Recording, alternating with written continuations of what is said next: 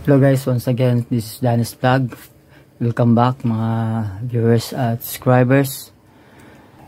Meron akong nabili guys na itong air dowsing na water sensor. Mura lang ang pagkabili ko nito sa Lazada. Halos 300 lang itong dalawa. So, sinusubukan ko guys. Kakalitik talaga siya ng water. So, siguro sa mga malaking volume ng tubig. So, itry ko siya ngayon guys. Ito gagawin natin na gold sensor. So, itry ko siya dito kung makakalitik siya. Yan guys. Oh. Tapos nabali-bali siya guys. So, meron ito sa Lazada, marami. At mura lang ito guys kasi hindi masyado nabibili. So, ang gawin natin ay gawin natin siyang gold detector. So, tingnan nyo guys. So, dito ako sa left side. Iganon ko siya. Tingnan natin. So, nakakalitik talaga siya ng water guys. Oh. So, kung dito ko pupunta o sa right side naman, dito ko sa right side niya guys ha. Dito ko ilagay siya sa gitna.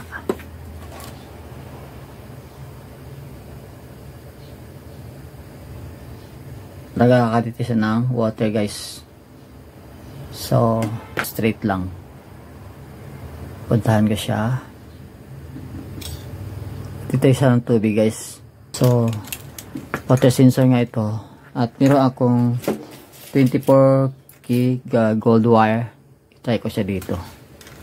Kung saan sa kanila ang mag-detect. Kung makakalitik ba siya dito guys. No. Try natin. Tapos, sa tubig siya, lagpasan natin. Ayaw talaga niya sa gold. Talaga sa gold siya guys. Oh. Okay. Sa tubig nga siya dito ako sa gold. Try ko lang. Wala talaga. Sa tubig talaga siya guys. Oh. Oh. Sa tubig guys. So, ang ating gawin ay upgrade natin siya na mag gold detector siya. So, ito guys ay kapalitan natin. Stainless na ito guys. Oh. Walang part na nagmamagnet siya. Dito lang banda. Ito siya ay parang stainless steel. Nagmamagnet siya guys. Dito wala. So, ang gagawin ng tanggalin na lang ito guys. Pwede mo naman itong i-cutting o tulin na lang natin ito guys. Ayan o. Ayan na siya. Tulin.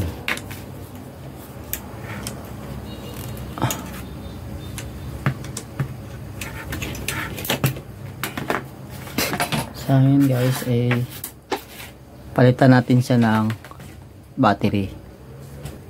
Ayan guys o. Ganyan lang ang tanggal.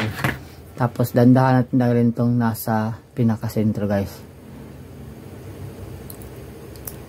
Ano lang diya, i-twist mo siya dahan-dahan. Huwag mong biglain para di siya maputol. Ayan. So yan siya guys. Okay. Ala. So may butas na siya guys no. So ang ating gawin dito guys, para hindi siya mag-ground, lagyan natin ng masking tape. Ko muna itong para hindi siya tiki. Ayong kasi plastic siya, bilugin natin. Ayan. Kasyahin natin na magkasya itong ganito kalaki guys. Ayan ito guys. So, balutin lang natin ng balutin para hindi siya basta malalaglag. Ganyan lang ito guys. Cutin natin at dapat balance dito din sa kabila. Ayan siya. Guys, ang purpose nito para hindi siya directly na sa stainless no. Try muna natin guys na ganito lang. Ayan o, papasok siya guys, no? Ganyan lang siya guys. Ayan. So, ayan na siya. So, ngayon guys, try natin siya kung kakatitik siya ng tubig. Tubig muna. Try natin. Kakatitik ba siya ng tubig. Okay. Okay guys, no? Parang wala siyang reaction guys. So, na-convert na niya ang rad dito guys, dito sa battery. So, ang ating i-try is itong gold. So, try natin kung kakalitik siya ng gold. Ayan guys, no. Malakas ang ano niya guys. Ang hatak niya. Kahit battery lang, oh. Ayan guys, oh. Okay. Kalitik siya. Tingnan mo guys, so ang ano nito is na mga 4 to 5 degrees, pero talagang hinahatak niya guys, no. Ayan, no. Straight lang ako guys, no. Parang nakaano, straight lang, oh. Malakas talaga guys, oh. Hindi ka pa na ano, nag-ano na siya guys, oh. X na talaga siya. So, maganda ang ano niya guys, no. Kalalabasan ng battery. Kahit battery lang siya. Ayan guys. Malakas siya guys. So, lalo na pag tinanggalan mo siguro ito ng cover guys, no, ay mas malakas pa ito. Try nga natin tanggalan ng cover guys. See guys, no, mas maganda ipuksin na lang dito sa banda sa dulo para siya matatanggal. So gawin natin guys is tanggalin natin ang cover.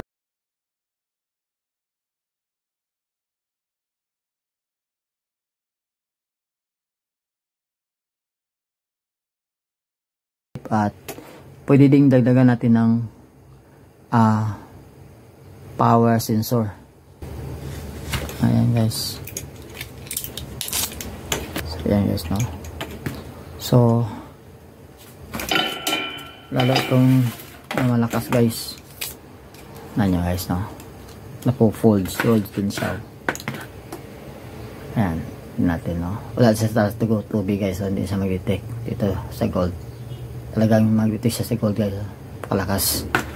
So para lalo pa siyang lumakas guys, lagyan natin siya ng copper wire, isang ikot ng ganyan. So ganyan lang guys, no. Ikot para di siya mag-loose, tapos saka mo siya i-ano guys dito. Ang pag tali mo ganyan lang. Kaya mo siya ng clearance dyan sa loob. Yan siya guys. 3 4 5 6 7 8 9 10.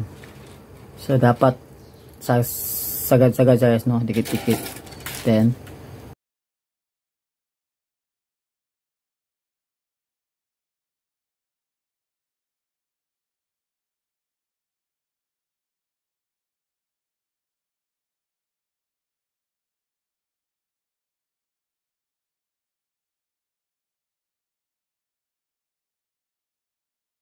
$9.70 guys.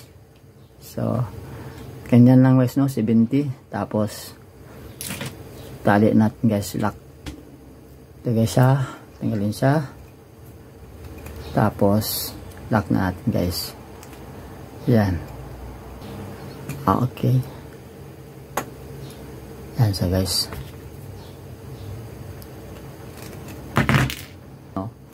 So kahit itong isa pwede na guys, no. Yung isa wala, pwede rin. Malakas na to guys. Kahit isa lang. Kung kinulang ka ng magnetic wire, pwede isa. Pero tingnan ko guys, ha. Kahit siya kalakas. Lakas siya guys, malakas guys. Inyo. Okay. Lakas siya guys, no. So maganda pag dalawa. So lagyan din natin itong isa guys. Try natin din ito sa ating site guys, no, na tinitesting. Doon tayo na magawa ng mga test. Ito guys.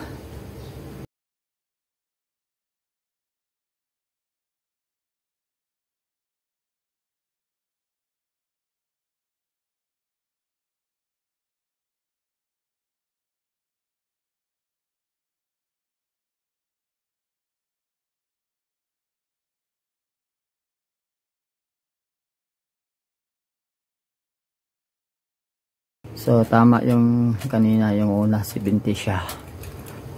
So ganyan siya guys. Okay, lock natin. Yan.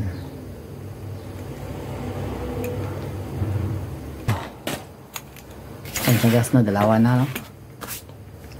Ang lagyan siya ng dito sa dulo-dulo lang guys, no? Bawat dulo lagyan siya ng ashes glue para hindi siya mag-deform. Yan.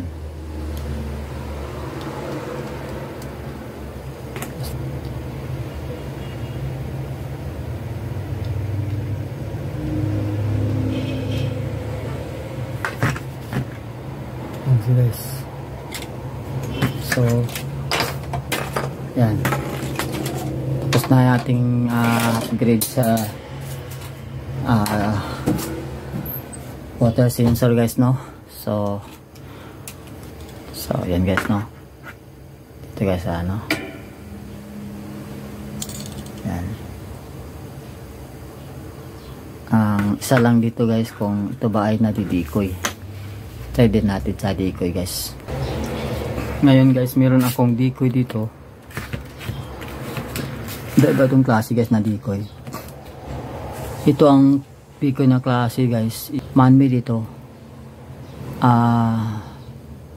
Galing ito sa sapa guys, no? Ng mga Japanese. Ito ay isang natural na quartz na ano guys, masyadong mabigat siya na klase na minerals. Malakas na mag-detect ang mga gadget dito guys. At ito naman ang natural na sasapa guys, na napaka high grade nito guys. Mataas ang mineral content niya. Iba siyang klase guys, no? Malakas siya mag-detect ng mga detector. So sa itong tatlo guys, ito ang man-made. Paano natin malaman na man-made guys? Pag man-made siya guys is bubula siya guys. Ayan, o, malakas ang bula niya guys. Yan pag man-made. Natural. Ito sa sapa. Ito pag natural guys, hindi siya bubula. Ayan, o. Yan ang natural na bato na mataas ang mineral content dito. So, tignan natin kung saan sa ano, kunin natin itong gold. Dito sa apat na sila guys, no? Dito sa tubig. Try natin sa tubig guys. Wala siya. Dito sa isang mineral na sasapa. Kaditik siya ito guys. Dito sa isa pa. Kaditik din guys. Malakas.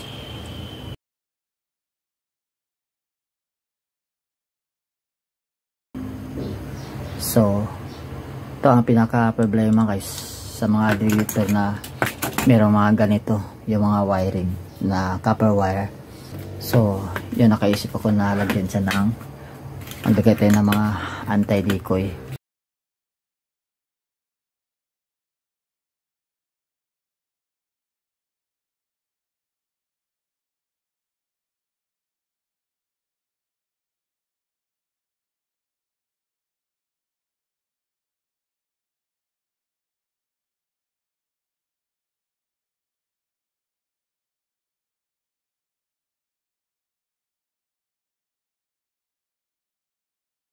Importante talaga itong maglagay tayo ng pang anti-mineral para hindi tayo madaya ng mga mineral guys, mga mineralized dun. Okay, hanggang dyan lang siya guys. Ngayon guys, no, dahil ito at tatlo ay nandito na sa ano, pero mas marami dito guys, no, ang wala pa dito sa ating ano, dito mga ibang mga decoy. 137 to ang kasi, ito tatlo lang, pero try natin guys, no, at try natin kung gumagana siya. Okay, let's see kung gumagana siya. Gumagana nga siya guys, no. So doon lang tayo maglagay sa loob ng battery. Ayan guys, oh, hindi na siya nag-detect. So Baka naantay naman natin yung gold guys. Di na din sa mag-detect sa gold. Yan ang problema. Okay, try natin siya sa gold dito. Yan, dyan ang decoy. Dalawa. Tingnan natin kung kakadetect pa ba siya sa gold. Baka naantay na siya. Ayan guys. So, okay pa rin, nakakadetect siya ng gold guys. At dito sa mga mineral, wala na. Ayan siya. Okay. Sa gold pa rin siya guys, no? Okay. So, yan.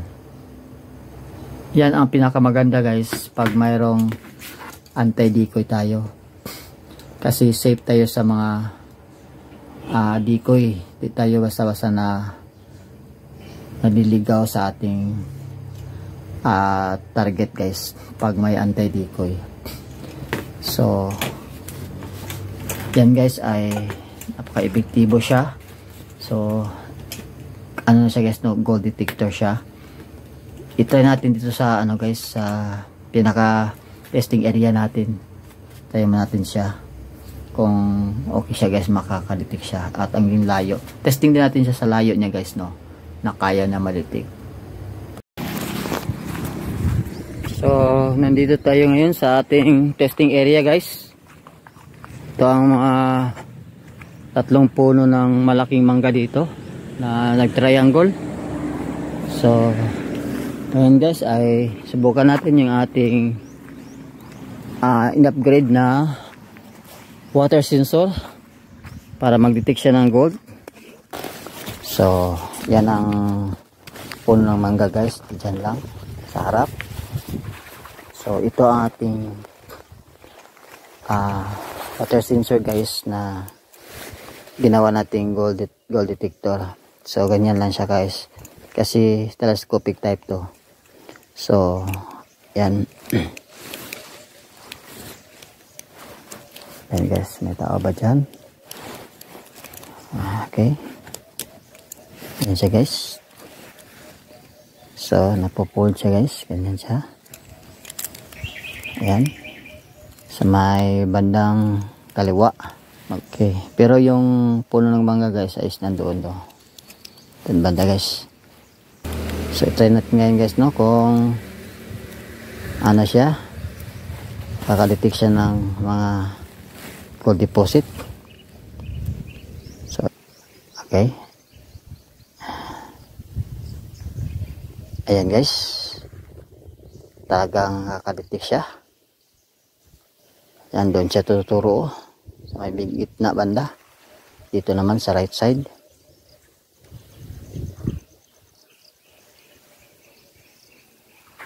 Ayan guys, talaga nakadetect siya. So ating gawin ngayon, puntahan natin guys kung tama ba ang nalapit niya. So ganito lang guys, no, dito tayo dadaan. Yan, doon siya pumapunta guys sa may left side ko. Yan, dito kasi ang daan guys papunta doon, no? Yan guys. So ayan siya, dito na siya guys, no. Yan, yan. So yun na, kita yung tatlong mangga guys. Ayan, no. So nasa sa bandang gitna. Itong isang mangga ay pang paligaw, pero itong tatlo guys na ganyan talagang nag-triangle yan guys. So ngayon try natin, no. Ito maluwag to guys, no. Dapat nahipitan ito na masyado, hindi ko nakaano, parang gumagano siya, oh. So dapat ganyan lang siya. So okay lang kasi medyo mabigat na dito. So nahihila siya. Kaya okay lang man siya, basta di lang mo bigla-bigla ang paggalaw. So yan guys, oh. Ito nakaharap ko sa item guys. Yan, oh.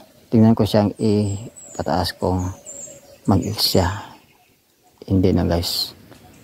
Pero pag dito mo siya iharap guys, tutukoy siya sa direction guys. Tingnan nyo, ha. Ayan guys, oh. tutukoy siya sa direction. So ang ibig sabihin nun, nandoon banda. So kailangan mo puntahan. So ngayon puntahan natin guys, ganyan siya. Kaya mo siya sa ano guys, na parang ano, nasa 1 degree o half degrees down. Ito guys. Ito na may anti-deco ito guys. So hindi na basta-basta ito lilingaw sa ibang area. Ayan o. Kasi may anti-deco ito guys. Yan siya guys, no. Okay. Kasi ito. Yan. Yan siya guys. So, tag tayo dito guys, no. Tuturo siya guys, oh. Ito sa itim guys. So, dito banda lang itim. Ito guys, oh. Diyan, no. Diyan banda guys, oh. Ito yan. Dito. Ayan, dito siya guys, oh. Dito ang itim guys. Yan siya. So, nag-isa dito guys. Dito lang banda ang item guys. Diyan, oh. Diyan mismo ang item. So, ganyan siya guys, oh. Yan ha. Oh, kahit 5 degrees yung ilagay guys. Talagang mag-connect talaga siya. Yan guys, oh. Oh. Mabigat ito guys. Kaya nasa mga 6 to 7 degrees down. Oh. Mabigat na ito sa basta-basta maano. Ilayin ko siya banda sa kanan guys. Ganyan siya guys, oh. So dyan siya sa tuturo. Bandang kaliwa naman. Ayan naman siya guys. So kung lalagpasan ko guys, no. Tingnan nyo ha. Lalagpasan ko guys. Ganyan. So nag-X siya. Tamaan nyo ng item. Pag malagpasan ko siya guys, ang ano niya is yan, gumaganon siya sa likod ko guys. Ito sa likod ko. Pag malagpasan ko ang item guys, babalik ako guys, ha. Tingnan guys, oh. Ayan siya, oh. Ayan, oh. Oh. Tapos X siya. Okay, pag malagpasan, yan, punta siya sa likod guys, yung rod. Yan. So yun guys, no. At papakita ko sa inyo guys yung bagong gawa ko din na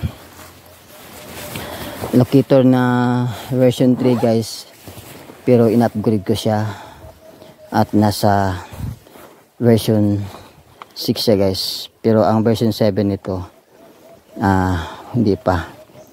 Ito guys, oh, ay ito locator guys, pero ang handle nito guys is hindi ganito, naka ano, hindi pa lang kasi ito, tapos naka built in siya dito guys yung bolt. Pero subukan ko ito guys bago pa itong gawa, hindi pa tapos to talaga. Ito ay nadidismantle guys, no, ng tatlong parte. Una, ito yung pinaka handle niya. Ayan, i-connect siya dyan. Tapos i-thread in sa ilalim. Yan siya. So pag na-thread in siya sa ilalim guys, fix na siya. Ito namang isa, yung pinaka-pendulum niya. Ay ito kasi guys, meron itong pendulum hindi pa lang tapos, na pwede siya makakadetect ng mababaw. Ang range niya is mababaw lang. Merong 20 feet, 30 feet, 20 feet, 10 feet, 12 feet, 6 feet, ganyan, hanggang 3 feet guys. So ito ang ating mga bagong soon papalabas na din, pero medyo may pagka delicate sa paggawa guys. So ito hindi ko pa ito ma-upload kung paano ginawa guys, kasi napaka-complicated dito banda guys, no. Maraming mga dito mga complication, pero subukan ko siya guys, no. Ito ay nakakadetect ng malayo at malalim, long range ito guys na klase. So mayroon tayong ginawa na pwede pampalit dito guys, na kakadetect lang siya hanggang 12 feet. Hanggang 12 feet, kung lalagpas naman sa 12 feet ang hindi na ma-detect, pero papasok siya sa 8 to 10, 12 kaya nang i-detect guys. Hindi pa lang ito ngayon, baka sa next na vlog ko pakita ko kung ano siyang klase. At darating din panahon guys, papakita ko sa inyo kung paano siya ginawa. Pero ito, subukan ko muna ito guys, kung makakalitik siya. Hindi ko pa ito na-try guys, no. So ito temporary lang muna yung handle niya. Yan guys, try natin. Dito ko harap sa kaliwa. Yan guys. Yan, talaga kakatitik siya guys, no. Malakas ang hatak niya. Dahil ang oras ngayon ay tanghaling tapat guys, alas 12. Yan guys. Siya. Kung halimbawa sentro ko siya at tamaan natin ang item guys, ayan, iikot siya guys at nababangga siya. Ayan siya, malakas ang ikot niya guys. Yan, malakas siya magtitik. Dahil alas 12 ngayon, mainit masyado ang ating location ngayon guys. Tingnan nyo guys, oh, napakainit. So ito mga malaking mangga, ang puno mangga guys, 1, 2 at 3. So ito ay nag-triangle guys. So ito ang ating bagong gawa guys na dismantle locator type, no. Ito ay halos all in one ito guys. Pag nakaabot ng version 7, nandito na lahat guys, pati yung short range detect o long range detect, combination dito guys. So ito hindi pa lang ito tapos guys. Ito pa ang version 6 natin na locator. Meron pa tayong version 5 parang ganitong klase guys, no. Yan, ito guys. Ayan, no, lakas ang atak guys, banda. Ayan siya. Tapos sentrohin natin. Ayan, pag na-sentro guys, ang item is iikot talaga guys. Ano? Ikot siya guys, no? Ayan guys, ikot siya guys pag na-sentro ang item. So, pag lalagpasan natin ang item guys, ay yan. Ayan guys, dito siya natuturo guys. Okay. So balik tayo sa gitna. Ayan guys, ikot siya.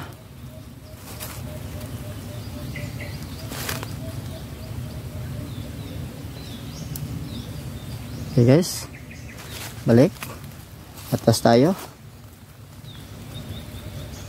At pag naiwas ka sa item guys, ay tuturo na lang siya guys. Ganyan siya. So legit talaga guys ng atong area dito. So ito ng ating telescopic na water sensor na ginawa nating gold detector guys. Maganda siya, epektibo, kahit isa lang ang ano mo. Tingnan natin kung iikot siya. Ikot talaga siya guys, oh. Ayan, ikot siya guys, kung isa lang. Ito isa naman. Ayan, tuturo talaga siya guys. Okay. So, yan guys. Hanggang dito na lang ang ating vlog. Sana may natutunan kayo uli. So sana guys ay supportahan nyo yung channel ko para makapagpatuloy pa tayo sa ating pagbablog ng mga iba-ibang mga gold detector guys. Sana apply nyo naman ang mga ads ko guys. Kahit 1 minute lang, okay na yun guys. So hanggang sa muli natin pagkikita guys sa ating vlog. Ito na ating pinaka treasure site guys dito. Pero hindi natin to mahukay guys kasi wala tayong pahintulot dito. Hindi natin kilala yung may-ari dito guys. So good luck guys.